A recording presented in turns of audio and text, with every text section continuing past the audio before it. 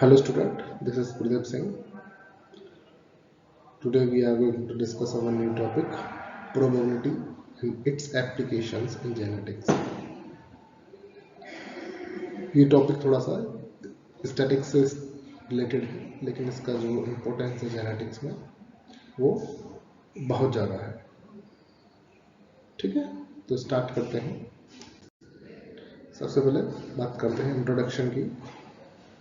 तो probability is a mathematical concept that measure the likelihood of an event occurrence. तो basically probability जो है वो मैथमेटिकल का कंसेप्ट है. अगर हम बात करते हैं इसके इंट्रोडक्शन की, तो प्रोबेबिलिटी का मतलब होता है, जैसे इसको हम एक एग्जांपल से समझना चाहेंगे कि जैसे हम किसी कॉइन को फ्लिप करते हैं तो देखते हैं कि 50% चांस होते हैं उसके हेड आने के और 50% चांस होते हैं उसके टेल आने के. तो प्रोबेबिलिटी का मतलब होता है संभावना, कि उसकी किसी कॉइन को फ्लिप करने पर उसके हेड आने की संभावना कितनी है और टेल आने की संभावना कितनी है. प्रोबेबिलिटी का यूज जेनेटिक्स में बहुत ज़्यादा होता है.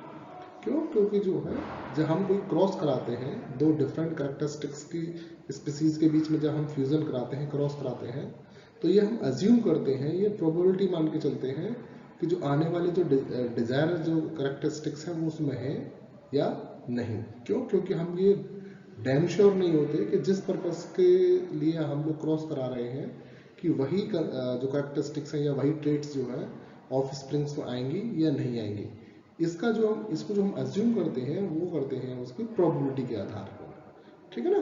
तो प्रोबेबिलिटी एक मैथमेटिकल कंसेप्ट है जिसका हम जेनेटिक्स में बहुत ज़्यादा प्रयोग करते हैं ऑफ स्प्रिंग्स पर आने वाले कैरेक्टरिस्टिक्स का.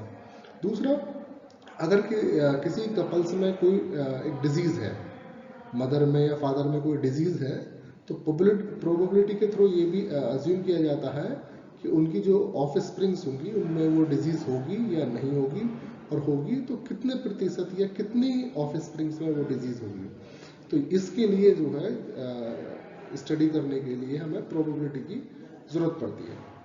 तो in genetics probability is the powerful tool for the predicting outcomes and understanding the inheritance of the traits. ठीक है ना. हम क्या करते हैं, पावरफुल टूल्स है जिसका यूज हम जेनेटिक्स में करते हैं.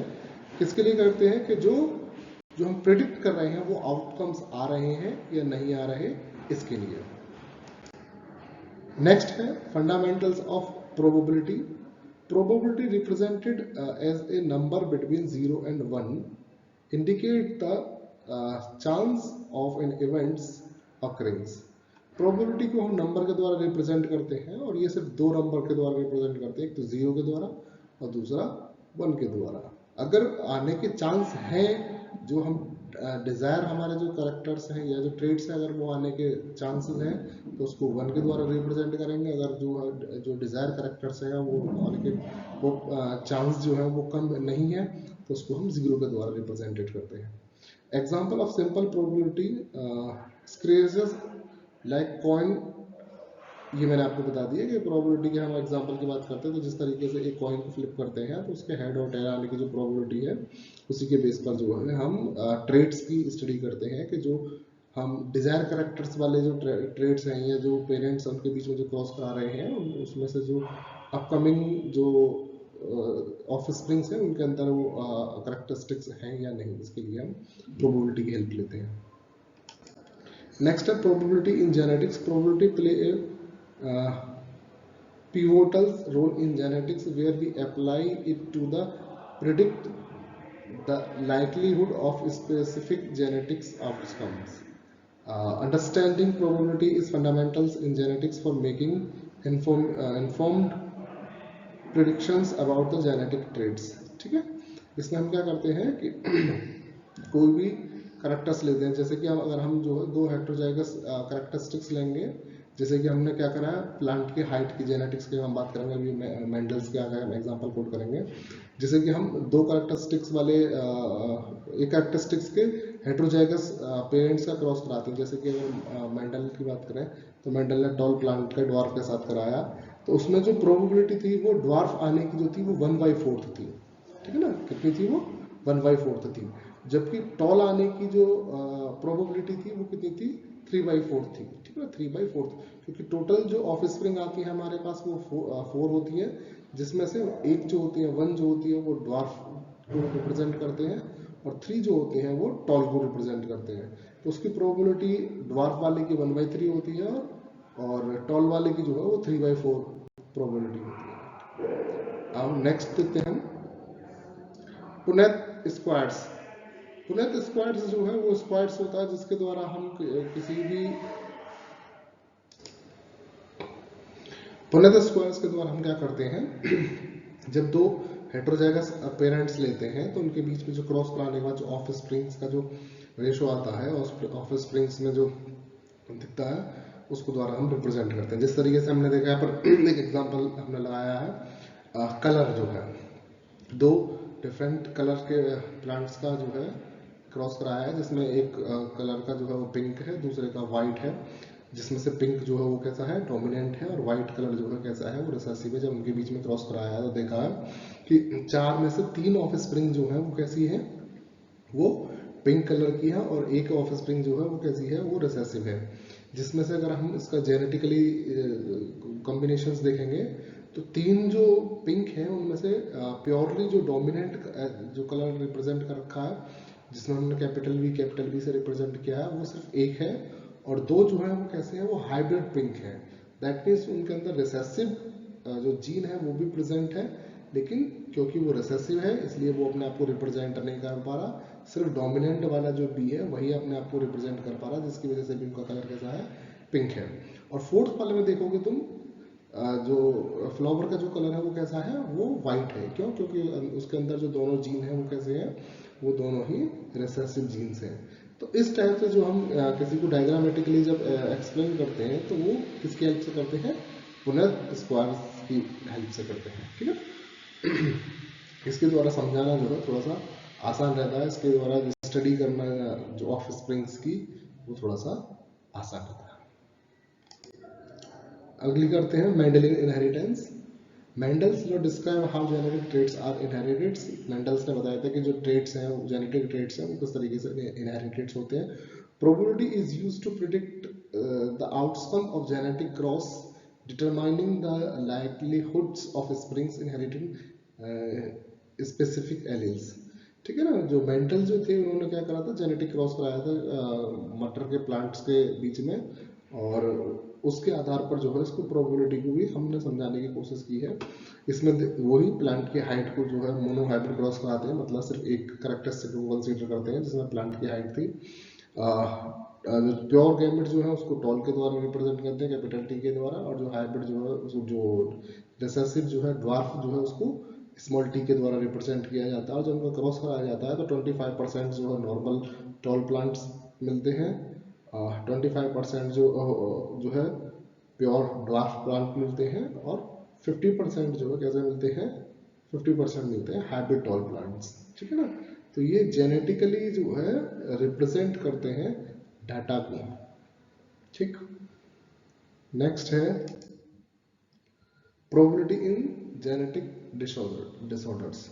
सबसे ज़्यादा इम्पोर्टेंट रोल जो होता है प्रोबेबिलिटी का जेनेटिक्स में, जो जिसका यूज़ करते हैं, वो हम प्रोबेबिलिटी का यूज़ करते हैं कि किसी पेरेंट्स में अगर जो है, पेरेंट्स के चाहे फादर में या मदर में कोई भी ऐसी डिजीज़ है जो उसके जीन से रिलेटेड है, ठीक है, जो ट्रांसमिटेड है, मतलब ऐसी डिजीज़ जो ऑफ स्प्रिंग में ट्रांसफ़र होती हो, तो उसके लिए जो है प्रोबेबिलिटी का ज़्यादा यूज़ किया जाता है कि उसकी जो आने वाली जो ऑफ स्प्रिंग्स हैं, उसके जो आने वाली जनरेशन्स है, उसमें किस तरीके से जो है ये कितनी ऑफ स्प्रिंग्स में ये डिजीज़ जो है ट्रांसमिटेड होगी, उसके लिए जो है प्रोबेबिलिटी का यूज़ करते हैं। ठीक, और ये देखते हैं कि वो जो है जो डिजीज़ है उसके लिए कौन सी जीन रेस्पॉन्सिबल है, वो डोमिनेंट टाइप के डिसऑर्डर है या कोई रिसेसिव टाइप का डिसऑर्डर है। अगर वो डोमिनेंट डिसऑर्डर है तो उसकी प्रोबेबिलिटी ज़्यादा होगी, अगर वो रिसेसिव है तो उसकी प्रोबेबिलिटी जो है थोड़ा सा कम होगी। ठीक है, तो probability is essential for the predicting the likelihoods of springs in inheriting genetic disorders. ठीक है, we use probability to access the risk of recessive disorders when both parents are carrier. Carrier का मतलब ये होता है कि बेसिकली फीमेल्स जो है ज़्यादा कैरियर्स होती हैं डिजीज़ की, मतलब वो चीज़ जो जिनमें खुद में तो कुछ डिजीज़ रिफ्लेक्ट ना होती हो, लेकिन वो क्या करती हो उस डिजीज़ को नेक्स्ट जनरेशन में ट्रांसफ़र करने का काम करती हैं।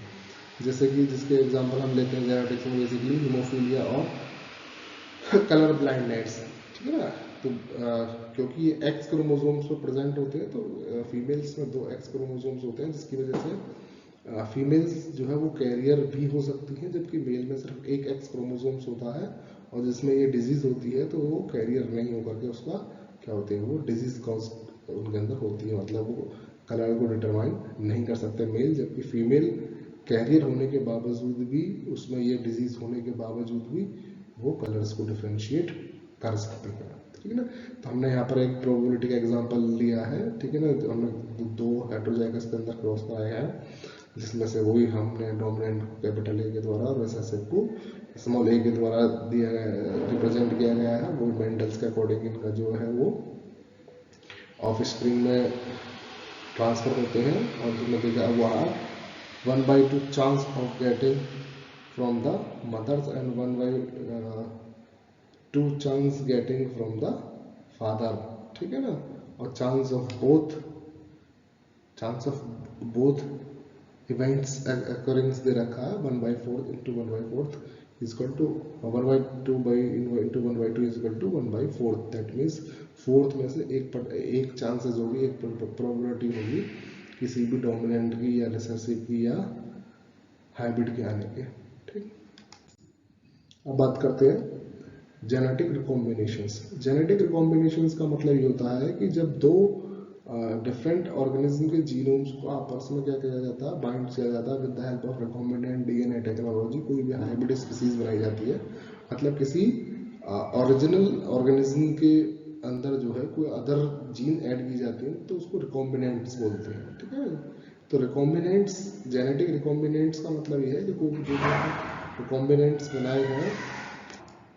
Genetic recombinance is a process where genetic material is exchanged during meiosis।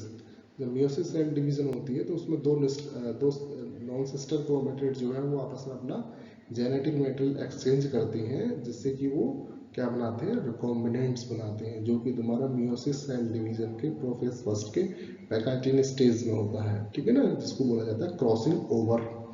Probability is the applied to calculate the likelihoods of recombinant events, providing insights into genetic diversity, ठीक है। जो genetic रिकॉम्बिनेशंस होता है वो डाइवर्सिटी के लिए काफ़ी ज़्यादा इंपॉर्टेंट होता है। इसलिए जो है जो मियोसिस सेल डिवीजन होता है उसमें जो गैमेट्स बनते हैं वो कैसे होते हैं, वो हैबिट्स होते हैं, वो अपने पेरेंटल गैमेट से थोड़ा सा अलग होते हैं, क्योंकि उसमें मदर और फादर दोनों के ही क्रोमोसोम्स के बीच में आपस में वो जेनेटिक मेटेरियल को एक्सचेंज करते हैं, जिससे कि वो जेनेटिक डाइवर्सिटी बनी रहती है, ठीक है ना। इसमें एक डायग्राम लगाया हुआ हमने, उसमें दे रखा है a linkage map is genetic map based on the recombination. Linkage map का मतलब होता है कि कितना सेगमेंट्स जो है, कितने जीन्स जो है वो ड्यूरिंग रिकॉम्बिनेशन जो है वो चेंज हुए हैं। अगर जीन्स की पोजीशन पास पास है तो रिकॉम्बिनेशन ज़्यादा होता है, और अगर जीन की जो पोजीशन है वो कैसी है, वो दूर दूर है, तो रिकॉम्बिनेशन के चांस जो है ज़्यादा होंगे। ये भी किसके द्वारा किया जाता है, ये प्रोबेबिलिटीज के द्वारा किया जाता है कि पोजीशंस ऑफ जीन्स किस तरह की है किसी भी क्रोमोसोम्स के ऊपर। जेनेटिक मैपिंग का मतलब ये है कि किसी भी क्रोमोसोम्स पर जो है जीन्स किस ऑर्डर में प्रेजेंट है, उनके बीच की डिस्टेंस कितनी है, ठीक है ना। ये सब चीज़ जो है जेनेटिक मैपिंग्स के द्वारा की जाती है। तो genetic mapping is the process of determining the orders of distance between genes on a chromosomes. Probability play a crucial role in stabilizing the most likely gene orders, okay. उसके बाद है population genetics. Population genetics की study करने के लिए एक Hardy-Wills equations होती है, जिसको p² + 2pq + q² = वंस बोलते हैं, ठीक है ना। इसमें क्या होता है, किसी भी in the population genetics probability is used to study how alleles frequencies change over the generations. इसमें क्या होता है, हार्डी विंग्स इक्वेशंस के द्वारा जो है किसी पॉपुलेशन में जो एलील्स की फ्रीक्वेंसी जो चेंज होती है, ठीक है ना, उसकी स्टडी की जाती है, जिसमें हम प्रोबेबिलिटी के द्वारा ही ये सब चीज़ें एस्टिमेशन जो है करते हैं। The Hardy Weinberg's equations is the fundamental concepts of population genetics, relying the on probability to make predictions about alleles frequencies। ठीक है, हार्डी बीम इक्वेशंस को हम अलग से एक बार स्टडी करेंगे इसके बारे में। उसके बाद दे रखा Bayesian's probability in genetics. Bayesian probability is the use to update genetics predictions when with new informations making our estimate more accuracies. It's particularly useful for refining genetics diagnosis and the predicting genetic risk, ठीक है ना। इसका use जो है वो genetic risk, जो genetics disease होती हैं उसके बाद जो रिस्क होती है उसकी उसकी स्टडी, उसकी डायग्नोसिस करने के लिए यूज किया जाता है। Now come to the conclusion. Probability is a fundamental tool in genetics, allowing us to predict and understanding genetics outcomes।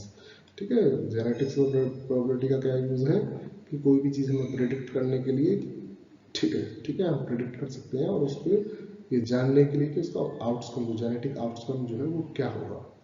It's applications range from single Punnett squares to complex populations genetics. हमें किसी single के लिए करना है तो पुनित squares के द्वारा करेंगे, और हमें पॉपुलेशंस के लिए करना होता है तो हार्डी-वेईबुर्ग इक्वेशंस के द्वारा हम ये करते हैं, किसी भी पॉपुलेशंस में डाटा को एनालाइज करने के लिए। ओके।